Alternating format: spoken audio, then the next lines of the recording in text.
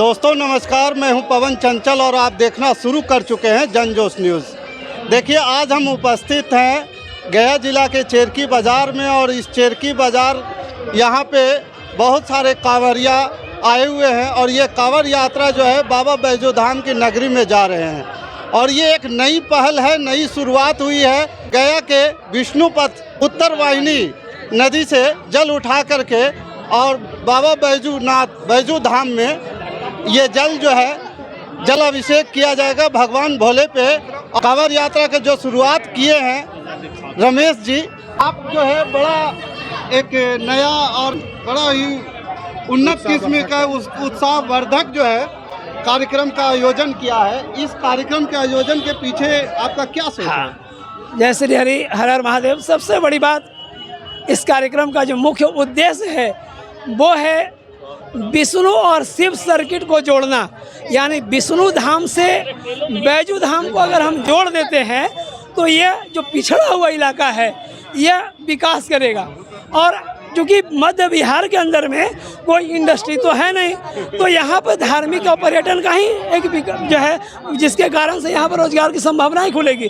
तो आज जो कांवर यात्रा हमने प्रारंभ किया है वो आने वाले भविष्य में एक मार्गदर्शन करेगा, मार्गदर्शक बनेगा और रोड मैप तैयार करेगा विकास की उस कड़ी का कि जहाँ से विष्णु धाम से बैजू धाम तक का जो है एक बहुत बड़ा कड़ी बनेगा। और हम देख रहे हैं कि आप इनका जो उत्साह है, चेरकी के ग्रामवासी हैं इनके जो लोग, तो ये उत्साह जो है ये दिखाता है कि आने वाले भविष्य का जो है वो फिल्म क्या हो सकती है। ये तो अभी झांकी है।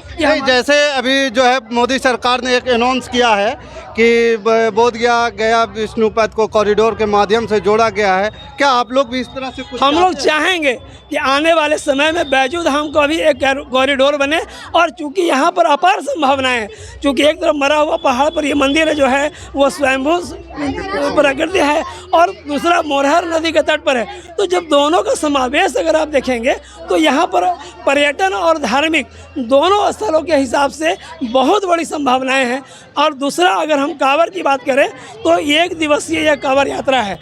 बहुत सारे लोग पैसे के अभाव में, बहुत सारे लोग समय के अभाव में कांवर यात्रा नहीं कर पाते हैं। तो वैसे लोगों के लिए यह एक मील का पत्थर होगा कि एक दिन में आप जल उठा करके और वहाँ से लाइए और जो है आप बैजू धाम में चढ़ा सकते हैं। तो ये बहुत बड़ी बात होगी। नहीं, जैसे कि बाबा भोले की अपार शक्ति है, सबको आशीर्वाद मिलते रहता है।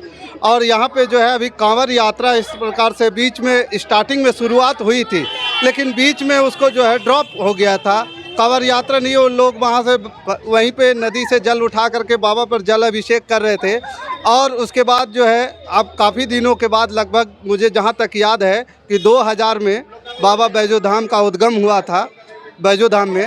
उसके बाद जो है लगता है आज 24 साल बाद जो है कांवर यात्रा फिर से हुआ है। देखिए, बहुत पहले जो कार्यक्रम हुआ था वो सरकार प्रायोजित था।